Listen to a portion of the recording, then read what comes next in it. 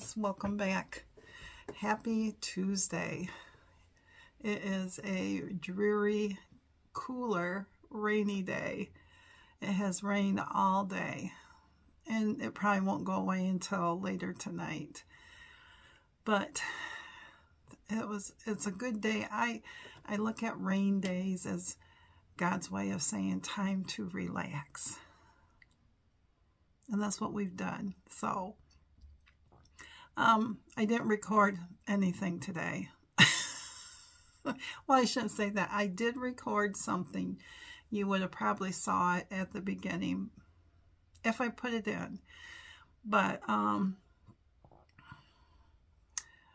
decided to do a 10-minute walking challenge for myself.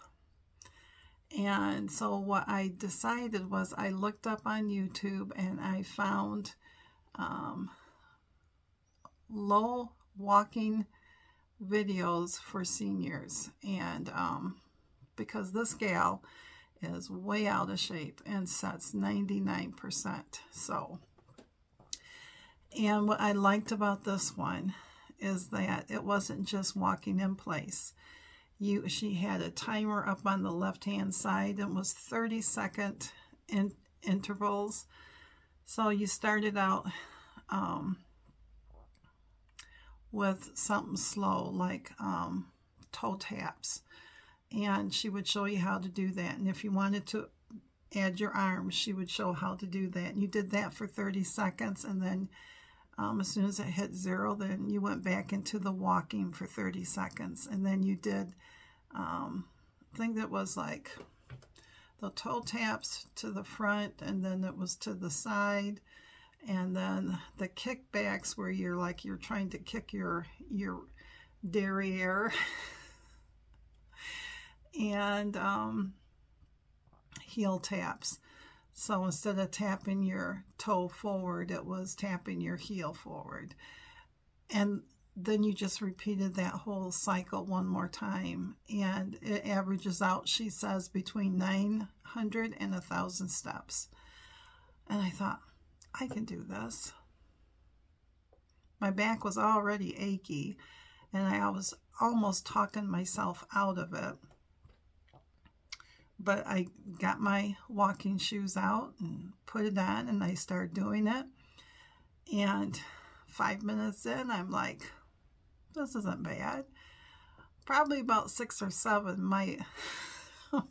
my lower extremities felt like they were out of oxygen, which, like Jerry said, they probably were, because I usually don't do stuff like that. And got a little discouraged to think that in 10 minutes I couldn't do the arm with the lower. But, you know, we all start someplace, right? And so my challenge to myself is to keep this up. Now, I was going to do it 5 days a week, Monday through Friday, so I could rest on the weekend.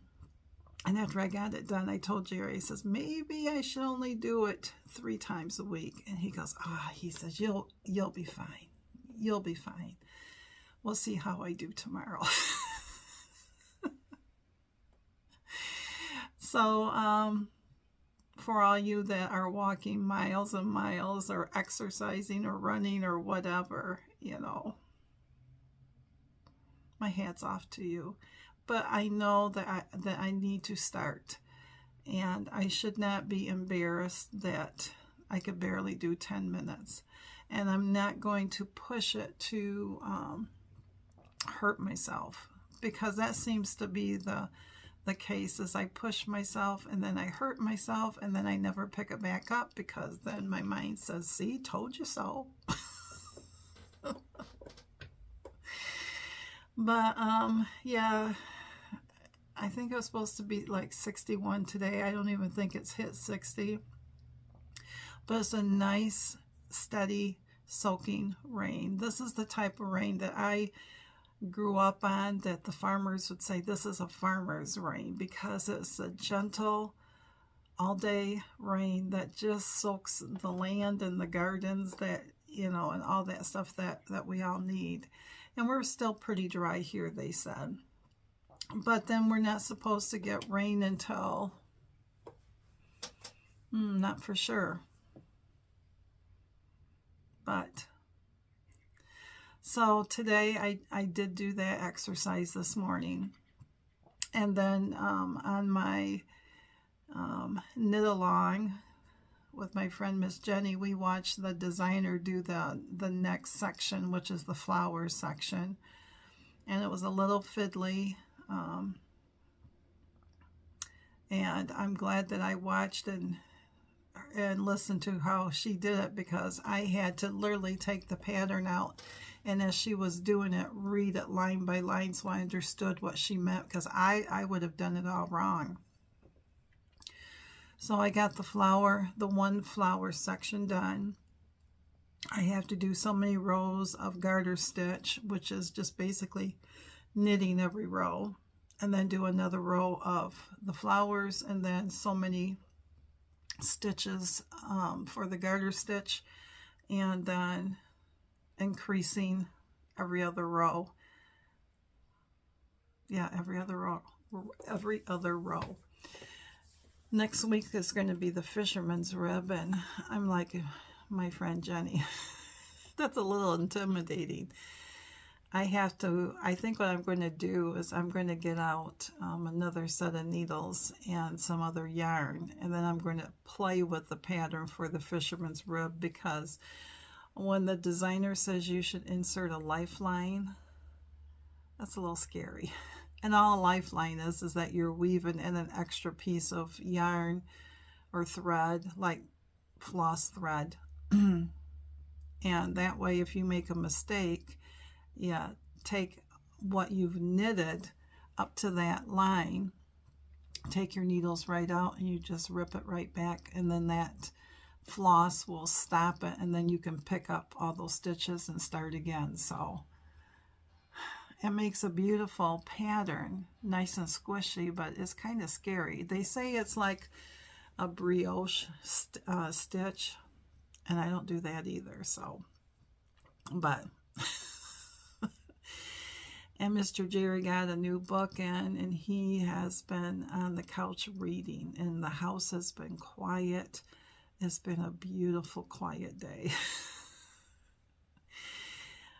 He's taken a few naps in between. He did run into town earlier as I was doing that 10-minute exercise. He said he'd run into Aldi's and pick up just a few things that we needed. And then he was back, and we had lunch about, 2:30, and the grandson plays baseball tonight if it's not rained out. Their last 3 games have been all rained out. So, so I'm not for sure about supper. We talked about several things, like his homemade chicken noodle soup, and that's always good on a day like today. So, and very low points. And I'm happy to say last night after supper, I did not snack at all. It was hard. It was hard. It's not like I was hungry. It was just that habit of saying, hey, this is about the time. Don't you go get something to eat? But I didn't. So, but today I want a snack, but so far I haven't, because I'm not hungry. And if I snack, I'm going to get miserable, and I don't want to do that. So,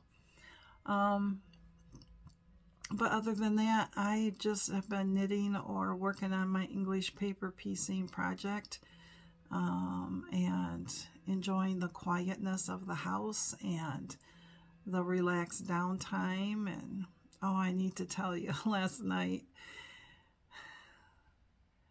Jerry came out into the sunroom, and he goes, "What is that in your garden?" I says, "Nothing's in my garden." He goes, "Yeah," and he went to pick up the binoculars. Like, I couldn't, the garden's not that far from the house. And the reason he did that was because there was 2, well, he only saw the one, and it was sprawled out on the walkway. It was a rabbit, just like laying there lounging like, oh, look at this new place, you know. And over in the bed was another rabbit, and he didn't see that one till that one moved. Well, we have fencing up around it. The old part of the garden has rabbit fencing. The new part doesn't. But he had double layered it so that, I mean, there's only like this much room. And these were full-grown rabbits. So when I opened the door, and I sat there and I said, what do you guys think you're doing? Well, all of a sudden they kind of froze at first. And then the wind picked up, and I have these aluminum pie tins in there, and it started rattling those, and that made them jump, and they're trying to find the way to escape. And I'm like, I'm not going to go down there and open the gate for you. You're going to show me how you got in here. And Jerry came out, and he says, this is just comical because they're just running back and forth. And finally they got up to the front. And that's where the new fencing is. And you saw them just squeeze right through it. And then the other one went through. So that just means we have to now get something for the front of the garden, which is like 10 feet, and the right side, which is 10 feet. Because the left side, he's going to build 2 strawberry beds that will have a dome over it to keep the bugs and the birds and stuff out. So that will protect that side. So now we got to spend a little more money that we really didn't want to. So, because I need to keep those critters out of there. Especially the rabbits. So, but yeah. But there hasn't been too much going on today. Not with the birds or anything like that. When it's rainy out like this, they don't like to be out in it either. So, but it's the time of year that we get all the fancy little birds. We get what I call the yellow canaries or golden finches, because they look all yellow. And we get that rose-breasted grosbeck that I showed on yesterday's video. And haven't seen any hummingbirds yet, even though the feeder's out. Our Orioles are here, male and female. We still have what I call the cowbirds, the brown birds with a brown head, and then the grackles that have the tealy blue heads with the black bodies, and the blue jays. Of course, the sparrows and all those, and we do get some woodpeckers. We get red belly woodpeckers and pilatids and all that stuff. So, but yeah, but I just thought, because it's almost 4 o'clock in the afternoon, I just thought I would come on and say hello and keep it a lot shorter than yesterday's. Y'all have to, if I sit there and say this isn't going to be very long, hold on, right? But anyways, I'm going to let you go, and I am going to go edit this and get this uploaded so that if there is a game tonight, I don't have to worry about getting this video up or doing it way after, and get back to some knitting or some English paper piecing. So hopefully I will see you all on Wednesday. See you later, my friends.